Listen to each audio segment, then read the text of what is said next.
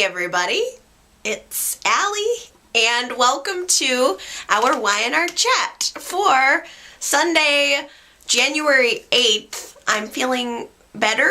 I'm not completely recovered from my sickness. You can probably still hear it in my voice, but I am feeling a little better, and I'm looking forward to chatting about Y&R with you guys today. So, in case I haven't made it completely 100% clear, I am repulsed and annoyed completely by Victor and Sharon's engagement. The whole thing is so absurd to me, and I find it shocking, and not in a good way. I find it shocking in an irritating way, and pretty much everyone else in the Newman family, at least, is having the exact same reaction. Nikki, of course, is ready to scratch Sharon's eyes out. Victoria is like, ew, ew. And I think Nick has got to be the most annoyed of all. And Nick has really been grating on my nerves within the last couple of weeks. Ever since Sharon has been released from jail, he's been using Faith as a way to manipulate Sharon, or to control Sharon, or to force her to do what it is that he wants her to do. And as soon as he found out about this ridiculous engagement, he runs right over to Sharon's house, rips Faith out of bed.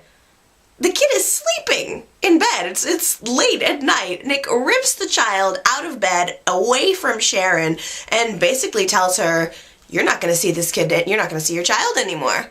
I have full custody, and if you're going to continue to make life choices that I don't like, even though she filed for that restraining order against Adam, which she didn't even want to do, she did it completely at the behest of Nick. Doesn't matter.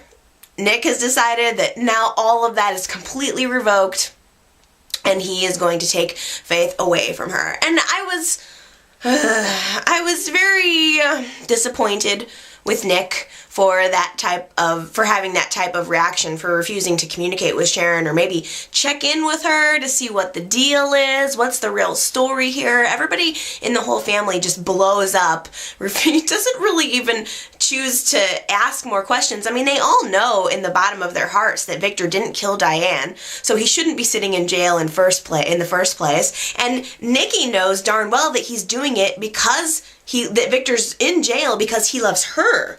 So the fact that no one would sit down and talk with Sharon or Victor in a rational way and try to get some answers, try to understand what's the motivation behind all of this, is also really a shortcoming, I think, for everyone else in the family. But doesn't matter if Victor's sitting behind bars or if he's sitting behind his desk at Newman Enterprises. He still has power. He's still able to wield the sword of Newman power throughout Genoa City. And Victor writes this letter to a family court judge and convinces him to see, to take a look at the custody arrangement for Faith. Victor goes against his own son yet again, where it comes to his daughter's well-being, where it comes to Faith, where Victor really shouldn't be sticking his nose in at all. Well, I mean, I guess he has some rights, but, I mean, come on. So Victor gets the judge to see this court case, and in the matter of, like, a couple of hours, both Sharon and Nick have their butts hauled into court to have this whole custody arrangement reviewed, and much to the shock of, I think, everyone, of Nick and Sharon, the judge decided to instate joint custody. Can you believe it? I almost can't believe it. A child in Genoa City has custody with both parents. Both parents share custody. Oh, it's so outrageous.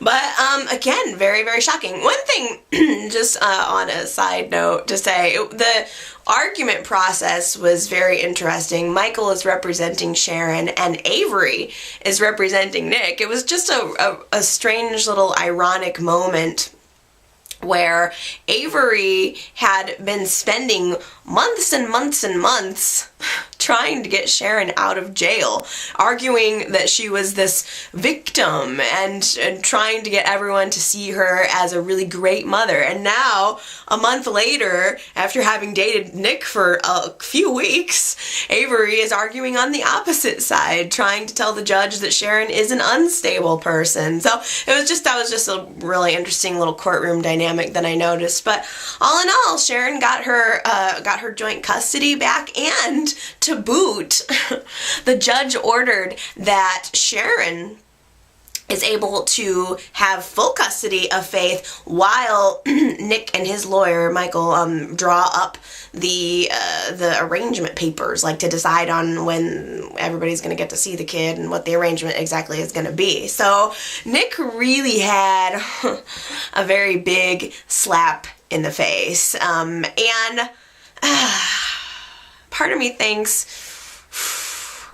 he kind of deserved it. You know, I hate to say that, but he kind of deserved it. And meanwhile, Victor's still sitting in jail, knowing that all of this is going down. And in the back of my mind, I'm thinking, well, wow, Victor accomplished this feat. He was able to do this thing for Sharon. He was able to help her get custody of her child back, and that made her very happy. But in the back of my mind, I'm thinking, maybe Victor should be using those favors, calling in those favors to get himself out of jail. The person who's probably the most upset about the Victor and Sharon engagement, even more upset than me, has to be Adam. Adam. I had a dream, total side note, but I totally had a sex dream about Adam this week. I had a sex dream about Adam and Ronan this week.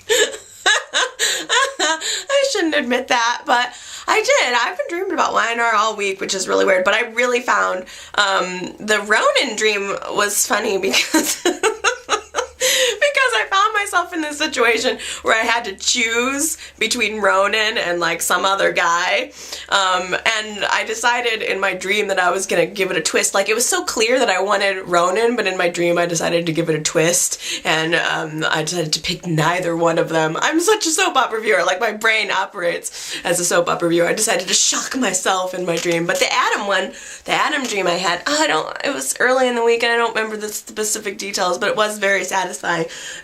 It was very sexy and very satisfying, and I enjoyed it very much.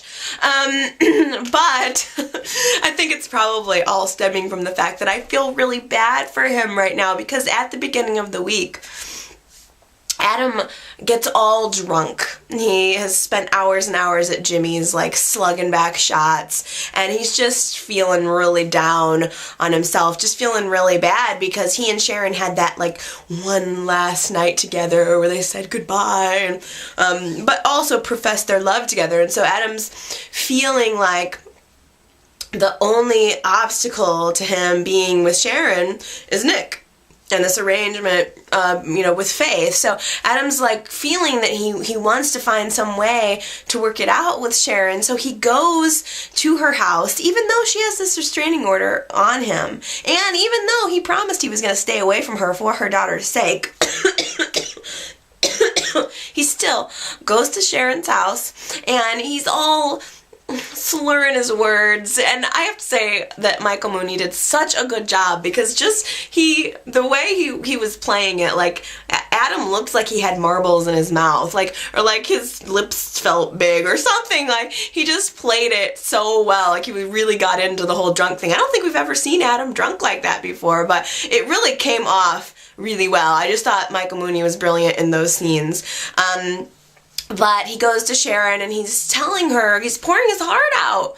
He's telling her that he wants to find a way to work it out, that there's got to be some way. If they're both intelligent people, and if they just sit down and try to figure out a way that they can be together, they can have it all. And almost just in the middle of him pouring out his heart, he just takes a look at her hand and sees the giant rock that's sitting on her finger, that he is very, very shocked to see. And of course, at first, he thinks that the ring is Nick's. He thinks that Nick has somehow suckered Sharon into marriage in order to let her continue to see her daughter. And Sharon's just looking at Adam, just feeling horrible, I'm sure, because she still loves him. And just realizing what this is all doing to him, just looks at him, and she has to tell him that it's Victor's ring. And Adam, he's just crushed. It was very hard. He really didn't even have some kind of big blow up reaction the way everybody else in the family did. Adam just saw the ring, heard that it was Victor's, processed it very shortly, and just walked right past Sharon, grabbed his coat, and walked out the door. It was like just totally opposite reaction from everybody else. And I mean, in that way, that's how I knew that it hurt him more than anybody else. And it was just so sad.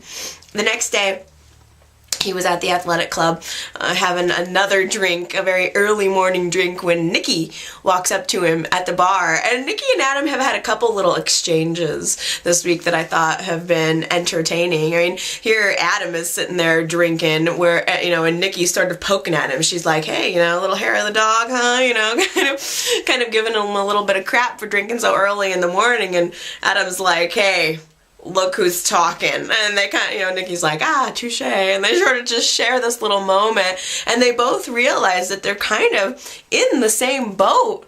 I mean, Victor and Sharon's engagement really affects Adam and Nikki more than anybody else. They're the ones that Victor and Sharon truly love. Victor truly loves Nikki, and Sharon truly loves Adam. And so it was just interesting to see Nikki and Adam together. I mean, in my mind, I'm like dreaming up these scenarios where, hey, maybe Nikki and Adam should get engaged. Nikki and Adam! Wouldn't that really throw Victor and Sharon for a loop? Like, that would be entertaining to me. That would help redeem this horrible Victor-Sharon thing. That would help redeem it, just if all of a sudden, Nikki and Adam just decided to parade their own little engagement in front of them. I thought that was funny. But Nikki, I think, seems to be taking it a heck of a lot better than Adam, because Adam is just really falling apart. He still clearly cares about Sharon. After her court case, Adam learned from Victor about the whole court case. Adam goes to Victor, and they have this little exchange between, it's like there's a plate of glass between them, but you could still like feel the rays of rage and anger like shooting into each other's body, like Adam versus Victor. And Victor's telling him, you've lost. She didn't pick you, son. She picked me. And now she's going to get custody of Faith, and she's going to come back to me, and guess what? You're never going to have her, and now I have her. And Adam doesn't believe it. He doesn't want to believe it. He feels confident in his connection with Sharon, and he decides to go to the courtroom where Sharon's just won her case, and he wants to know. He wants to know the results of the case, and she tells him that she won, and he's very happy for her. But in Adam's mind, and honestly in my mind too, he thought that, since Sharon has shared custody of Faith now, Nick has nothing else to hold over her. There's nothing else he can say about who she wants to see in her life. So Adam assumes, hey, we can get this stupid restraining order taken care of, and then we can go and live happily ever after. Perfect. And honestly, that's what I was thinking too. But Sharon took some advice that Michael offered to her, and realizing that it's not just about the win today. She has to really watch her step, or risk having Faith taken away from her again. And so she realizes that she has to continue to stay away from Adam. His presence in her life makes her look bad to the judge and to everybody else. So especially because he's a cloud of suspicion. Adam's never been convicted of anything. Yet yeah, that bugs me. He's never been convicted of anything, yet he's just this social pariah, and she decides that she can't associate with him. And Adam lets his little ego take over, and he says, you know what? I'm going to prove to you that you still love me. He picks up his cell phone, calls the police, and says, hey, I'm in the courtroom right now with Sharon Newman. She has a restraining order against me, and I'm in violation of it. Come get me. And now Adam is thinking that this is going to be Sharon's chance to prove to him that she still loves him and that she's not serious about the restraining order. But Sharon realizes that she loves her daughter more, that she cares about securing the home life for her daughter more than this relationship with Adam. So, the police walk into the courtroom, say to Sharon, ma'am, is it true you have a restraining order against him? And she's like, yeah. And the police are like, would you like to press charges? And she just turns around and says, yes, I'm going to press charges, and walks away as the police arrest Adam. Oh, his face, like, as the police are handcuffing him, he's looking at her, and she's looking at him, and it's just this moment, she's thinking, like, saying, I'm sorry in her mind, but, because she didn't want to do it, but, oh my goodness, and he made this comment when he was drunk earlier in the week about something like, without you, I fall apart. I break up into pieces and I just fall apart. And that's exactly the look that I saw on his face in that moment, that, he is closing up again. He allowed himself to open up to her for just a little bit. We had a brief window of Adam, getting in touch with his love for Sharon again. And just the second that the cuffs got slammed onto him and he got put behind bars, you could just see all of that going away again, and him just closing up and breaking up into little pieces and turning back into that cold businessman, because that's the only world that he feels comfortable in. That's the only world that he can control. The thing about Victor and Sharon is we're not supposed to like this as viewers. There's no way that Y&R is expecting us to just be like, oh, Victor and Sharon, it's about time, great. We're not supposed to like this. We're supposed to be questioning it. We're supposed to be going, wow? Clearly, there's been no build-up. We've seen no kind of any romantic spark between these two. We've seen nothing but friendship. And so that's what makes me think that it's going to be very short-lived. Oh, I hope that it's very short-lived. And not to mention the fact that they specifically have been showing us scenes where Victor is loving Nikki. What was it on Christmas? The Christmas episode where Nikki had her It's a Wonderful Life kind of themed thing. She goes through, she sees Victor sitting in the jail cell. He's staring at a picture of her it's in the newspaper. We've seen him having, on New Year's, we saw him having memories of him and Nikki being together. So, we know that Sharon loves Adam. We got to experience that this week. We've been seeing how much Victor thinks about Nikki. So we know that Victor loves Nikki. So we're not supposed to want this relationship. And I don't. We certainly don't. It's very difficult to watch. It's very difficult to watch Nikki and Victor wanting to be together, Adam and Sharon wanting to be together, and they just can't. Nikki walked in, of course, last week, at the end of last week, saw that Victor had proposed to Sharon, and she was just like, whoa, really? Really? Really? Really? That was her reaction, and very close to my reaction, but sort of I'm thinking, Nikki, I guess she can't really be too upset, because she married Deacon for similar kind of weird-ass reasons, and frankly, Nikki has not been as quick about filing a divorce as I think she should be.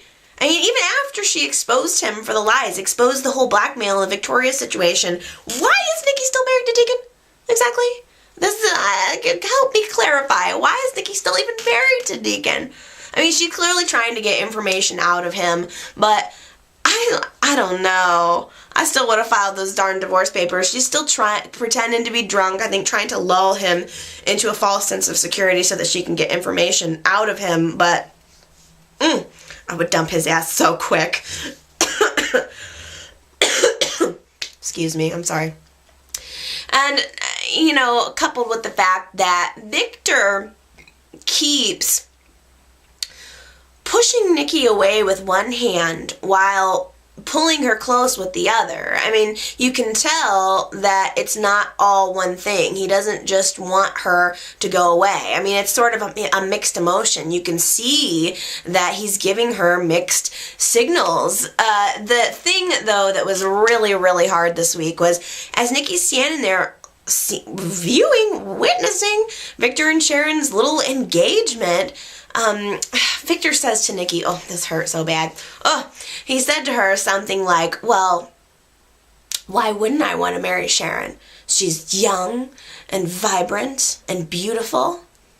And it was just such a, it was just like he was kind of shoving it in Nikki's face, like, well, Sharon's young and vibrant and beautiful, and what are you? You're old and you're drunk. It was so bad. I could feel her pain in that moment, just not only seeing what Victor was doing. I mean, he has got to be a frustrating man to be with, but just hearing those words, I think, was very hard for her. Sharon, young, vibrant, and beautiful, and now with her man, her life mate. It was just like, there's some salt for that wound. Let me just rub that in right there. It was very, very hard. Now, I think it's time to just open up the floor and see what does everybody think about this? Okay, so if we know that Victor and Sharon are not gonna be some super soap couple that everybody's rooting for. I've heard very few people say that they're even able to tolerate this relationship. So the real question that I want to open up to the floor is, what is Victor's motive in proposing to Sharon? I mean, he's proposed to her, and he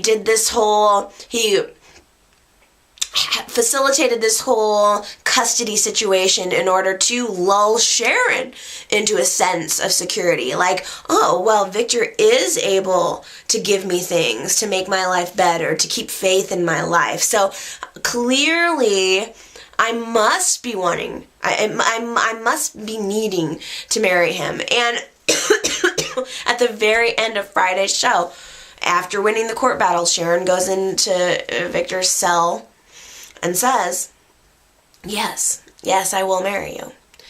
And I want to understand how this fits into Victor's plan. What is the grand plan here? What do you guys think? Leave me a comment and let me know what is Victor planning? What exactly is it? And I'm gonna just wager my own little guess here. The only thing that I can think, I think that Victor marrying Sharon is about Adam. I think that it's I think Victor letting Adam take control at Newman and Victor marrying Sharon is all part of Victor's plan to bring Adam down. And the thing that I was thinking is that if Sharon is married to Victor, I wonder if next week or maybe the following week, I'm wondering if Victor is going to be pushing her to get in on the Newman board to be a proxy for him, to maybe start to, facilitate some of the things that he wants done in the company. Like maybe Victor could name her proxy for his board seat, and then it forces Sharon into the fold at Newman Enterprises to go ahead and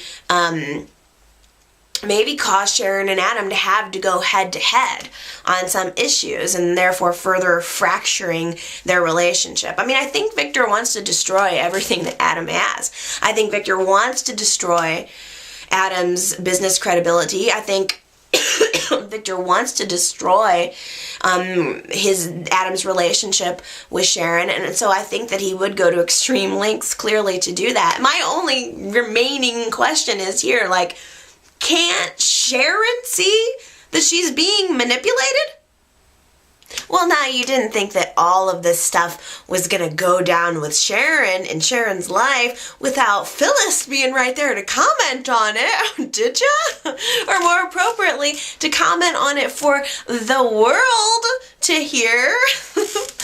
Leave it to Phyllis to go ahead and hear about everything that's going on with Sharon and Victor's engagement and to publish a Restless style cover story on it. And not only that, the cover art for the Restless Style magazine this month was brilliant. Like, stupid and brilliant. It was Sharon's head superimposed on a baby's body. And the baby's just like sitting there with his hands outreached, and the text right above it is "Gimme, gimme." Just showing Sharon as this whiny baby going, "Gimme, gimme." I mean, really, they should just change the name of it to Sharon's Restless Style. I mean, like, or Phyllis's Vendetta mag. Billy hired her back, of course, this week just so that she could do this cover story, because really and truly, who else could have produced such a scathing editorial on anything in Sharon's life besides Phyllis? I think the only other person who might be capable of such sneakiness, such just total reckless disregard for anyone in their family for the sake of a scoop would be Ricky. Oh, he's such a weirdo. I did have a weird moment this week where I was looking at Ricky. I saw him when he was at the bar at New Year's with Eden trying to pick her up, and then I saw him at Restless Style begging for a job. You know, I mean, Phyllis promised him that he was gonna get a job during that whole time when Phyllis stole his pictures, and she helped him hack into the Restless Style website so that he could publish the article.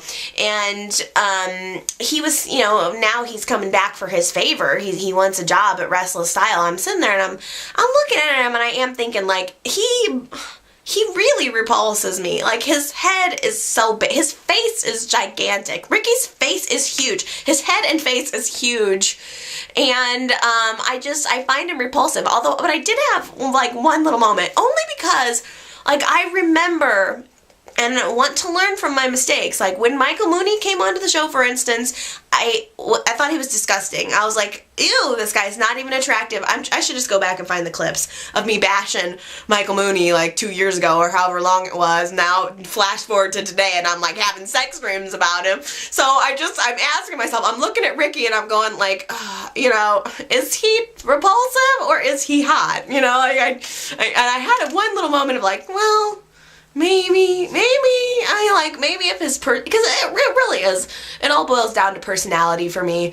Like, Adam's a bad boy, and he's got this like squishy center. He's like a Tootsie Pop. Like, he's got the chewy Tootsie Roll center with the hard outer shell, and just something about him makes me want to lick to get to the center of the Tootsie Pop. And so I just keep asking myself, like, is it possible that I'm going to feel the same way about Ricky? But no, I don't know. Right now I still have to stand that his face is huge, and he creeps me out. I mean, he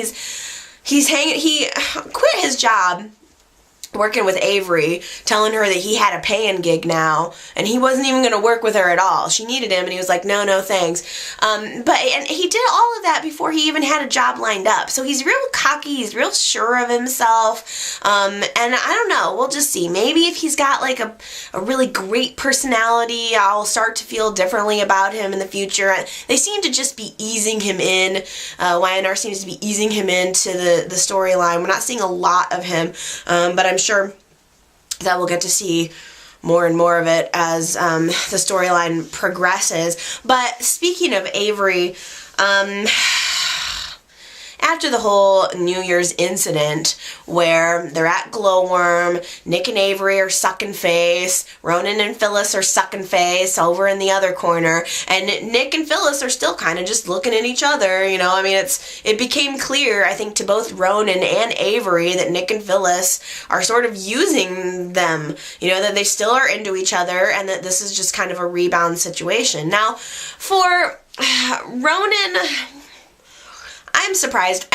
Obviously, that part of the storyline is driven by the fact that Jeff Branson is leaving the show, but Ronan realizes that Phyllis is still in love with Nick and he doesn't want to be involved. I mean, it's so funny because everything started out as so sexual between Ronan and Phyllis, and somewhere in the process I think that Ronan started to actually care about her, and realizing that she's still into Nick, I think he realized that he just needed to step back. He just needed to get out of that situation. He has to focus on Diane's freaking murder anyway, and I'm starting to try to let go. I'm trying to let go of Ronan. I don't want to, but I just know that he's going to be leaving the show, and it's going to be hard for me, and so I don't want to be too attached. So Ronan and Phyllis at Splitsville, and in the same in the pretty much the same moment, Avery started realizing it with Nick too, that Nick was still in love with Phyllis. Although, like, I didn't feel that way. I kind of felt like it was obvious that Phyllis was using Ronan, or that Phyllis was trying to get back at Nick, but I thought that, I don't know, I kind of felt like Nick actually genuinely did like Avery.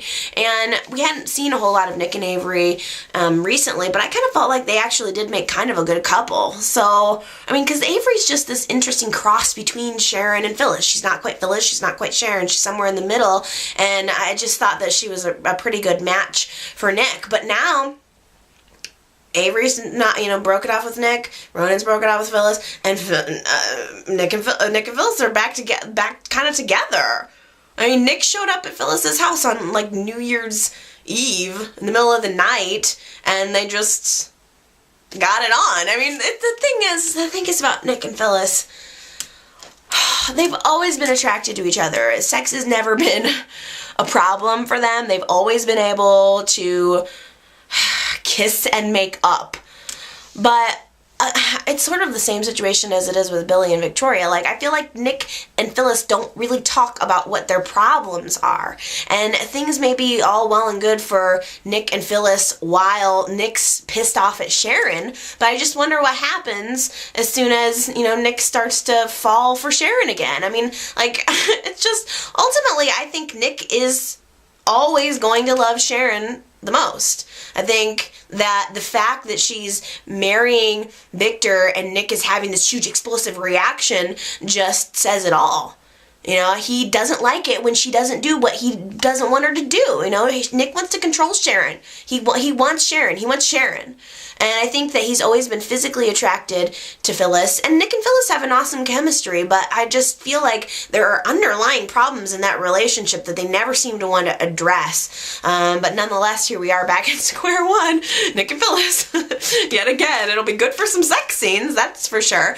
I was very surprised that Nick didn't flip a lid when he found out that Phyllis wrote that article about Sharon. And again, it's only because he's mad at Sharon right now. Any other day of the week, at any other point in time, Nick would have been really ticked off with Phyllis for writing about his family. But he's starting, I think, to realize that Phyllis is not going to change.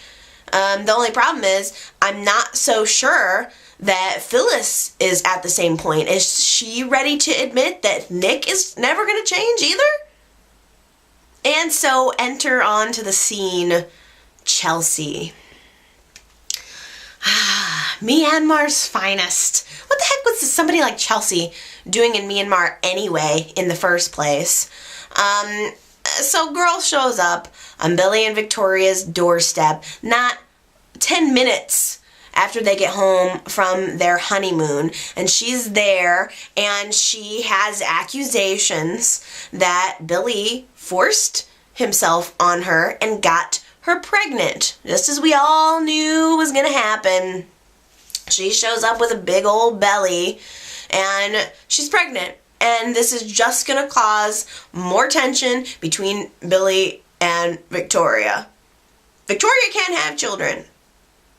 They've been trying so hard to adopt. They got their last quote-unquote adopted child through illegal means and had it ripped away from them. So now the fact that Billy went off, stooped somebody after he left Victoria and got this person pregnant, oh, that's a really, really hard pill for Victoria to swallow. I'm surprised that Victoria is doing as good of a job at dealing with it as she is.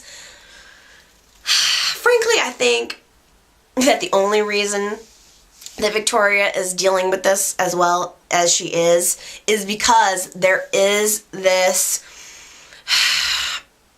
possibility on the table that Victor is behind this whole thing with Chelsea. The question is, was Victor involved in everything that happened with Billy in Myanmar? That's the question on the table, and please leave me a comment and let me know what you think. But the assumption is that it's possible that while Billy was in Myanmar, Victor somehow hired Chelsea or manipulated Chelsea to go in there, seduce Billy. She got pregnant, and then maybe Victor is still paying for her to, buy her a plane ticket back to Genoa City to show up on this doorstep. I mean, all of that is speculation. It hasn't been confirmed or denied. I don't know if we're ever going to find out if Victor was actually behind that. The thing is, though, I think somehow that the possibility that Victor did do that is what's keeping Victoria hanging on. I think that if it weren't for the fact that Victor could have been behind it, Victoria would have left Billy. But still, at this point, I think it's easier for Victoria to blame Victor for all of this rather than to face the fact that Billy is a screw-up. I mean, whether or not Victor created that scenario, which I kind of hope he didn't. I hope he didn't set Billy up for all of this, even though it's totally his MO. He's done it before. This is exactly something Victor would have done.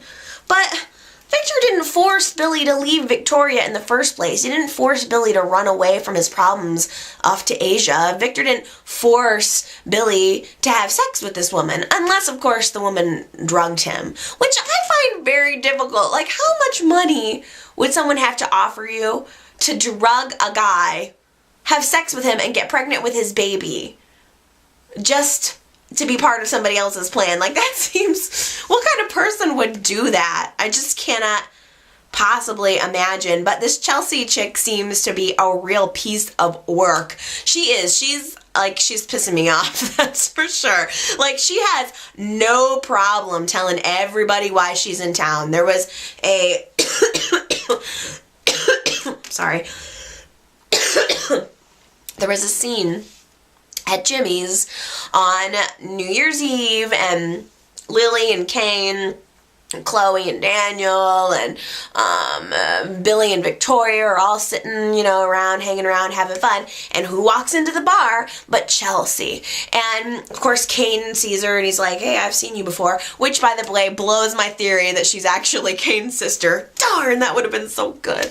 But Chelsea has absolutely no problem telling everybody exactly who she is, exactly why she's there. She has no problem, whipping out her belly at every single opportune moment to show them that she's pregnant with Billy's child, and she has no problem pretending to be the victim here. I mean, she, later in the week, she burst into Victoria's house while Victoria's having lunch and tea with her mother, and she just sits down on the couch and has a cup of tea and just bursts in. She's really, really presumptuous, and she just is acting like she's the victim here. Like, oh no, I'm sure that giant black tattoo on his finger couldn't possibly have meant that he was married.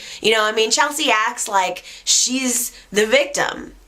She had no idea that he was married, and she didn't have anything to do with any of this. But frankly, I just think she seems she seems like a real piece of work, and I don't like her. Like, part of me is like, gosh, I wish somebody would just take her for a walk out in the park when Patty happens to be hanging around in the background. I wish somebody would just off her, because just especially the way she burst into Victoria's house and just sat down for tea just really, really bugged me about her. But I mean, clearly she's here to stay. Clearly. She comes into town and she says, hey, you know what, I'm pregnant with your child, Billy, and I'm willing to have a paternity test. She was the one that suggested having the paternity test. Now, obviously, Billy and Victoria are going to go along with it. I think they should have insisted on a very independent paternity test, because as we all know, paternity tests can be faked. Ask Phyllis.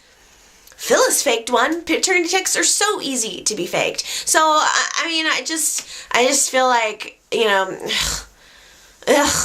they had this big revelation at the very end of Friday's show showing that the paternity test results were revealed, and surprise, surprise, Billy is absolutely the father. Well, of course, she wouldn't have suggested the paternity test if she didn't know that they were going to be in her favor. And so now it's quite clear to me what's going to happen. I mean, Chelsea is already saying, like, look, this is Billy's baby, and I expect you guys to take care of me. I expect you to take care of the baby. I expect you to take care of me. And I can just see it right now. Like, I guarantee you, within the next week, they're going to move her pregnant ass into that apartment above the garage, and Victoria is going to be falling over herself trying to take care of Billy's baby. And it does bug me. And if Victor wasn't behind all this, if this is indeed all Billy's doing, then I'm sorry. It's just another way that Billy is a total screw up, and that Victoria is now cleaning up some of his messes and having to live with the consequences of Billy and his reckless lifestyle. Riding with you into the night, something's a something, a secret life. I mean, really, like, is that song not in all of your heads all week? Because that song is, like, I don't even like it. It's not normally the kind of music I would even be listening to, but it has invaded my skull. Like, I can't get the song out of my freaking head. I'm surprised that Y&R isn't, like, selling MP3s of that song. They really should. Just for as often as they've been playing it, I find myself humming it constantly throughout the day. It's mildly disturbing to me. But now that the song is hit the view click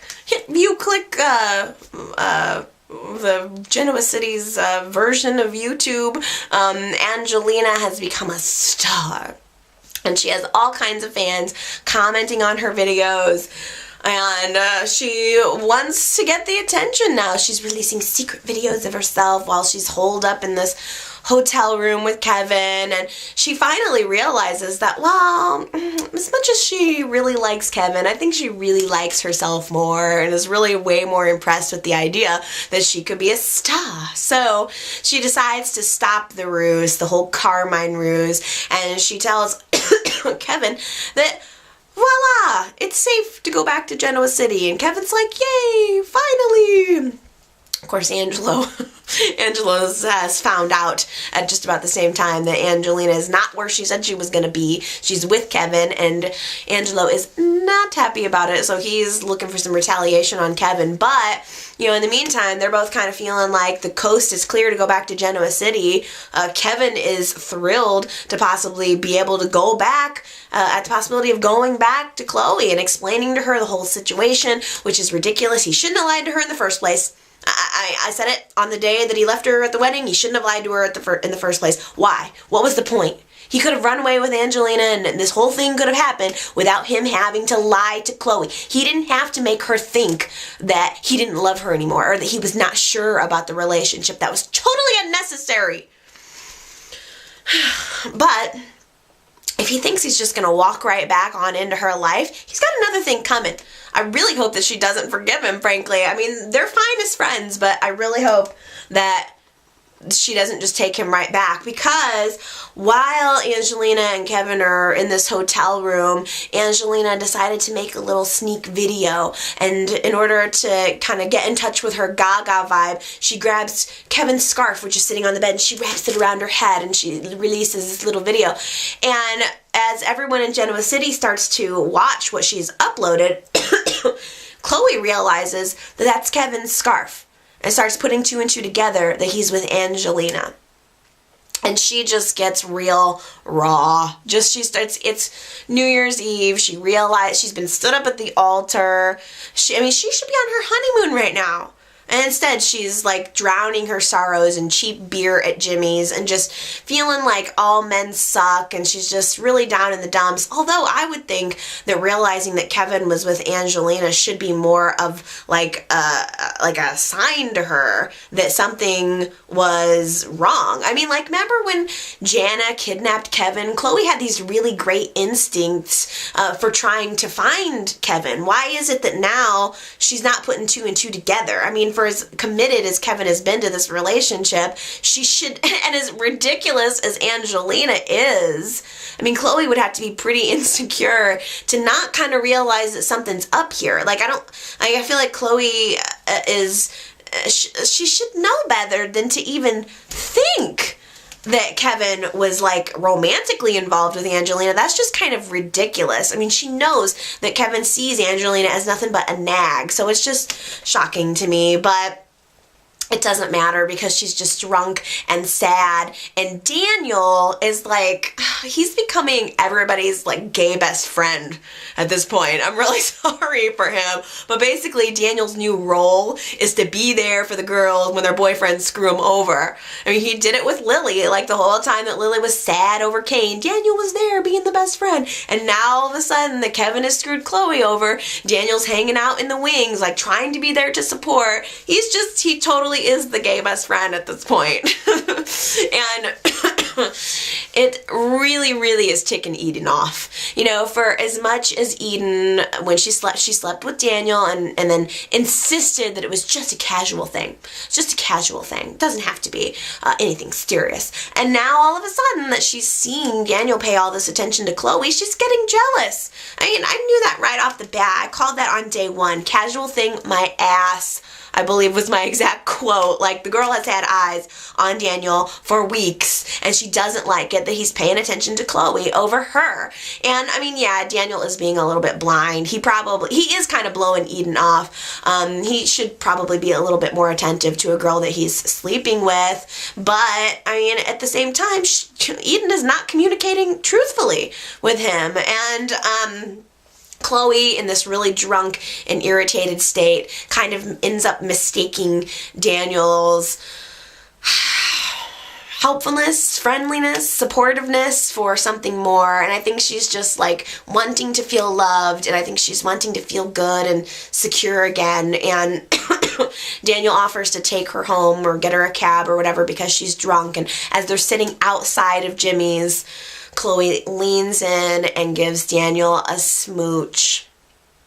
And just as she does that, Eden walks out and is able to catch the whole thing on her cell phone. She takes a picture of Daniel and Chloe smooching. So when Kevin gets back, even if Chloe decides to forgive him and let him back into her life, there's going to be that little issue of the photo of the smooch that he's going to have to contend with. So Patty slipped Jack a Mickey.